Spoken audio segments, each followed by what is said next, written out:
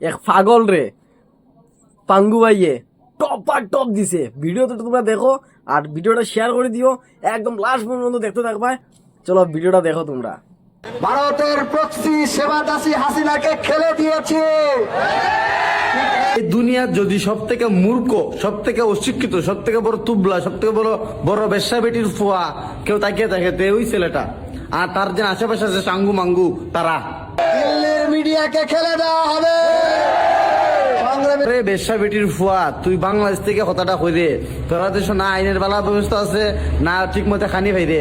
তোরা আমরা ভারতের আঙুল উঠাই রে। তোরা যদি ঠিক মতো মুতি দিই না নি, তোরা তো ওই শেষ বাঁচিয়ে যাবে গিয়া। পৃথিবীতে যদি কোনো ফকিন্নি দেশ থাকে সেটা হচ্ছে ভারত। এই বেশ্যা বেটির ফুয়া ভুলি গেছে বাপ কে, তার তার বাপ যেন ভারতবর্ষ এটা ভুলি গেছে, যার কারণে উল্টা পাল্টা কথা মন্তব্য করেন। ভারত বলে ফকিরনি দেশ, তারা দেশে খানি না দিলে আমরা খাইতে পারতাম না। ওরে বেশ্যা বেটির ফুয়া, তুই ছেলে, আমরা দিলাম তোর বাপ, আমরা খানি না দিলে তোরা খাইতে পারত না। তোরা খামাই আমরা খাই না, আমরা খামাই তোরা খাস। খাঙ্কি মাগির ফুয়াইন এর মানচিত্রে ভারত হচ্ছে একটা ফকিন্নি দেশ। এরা যেই পাতে খায় সেই পাতেই।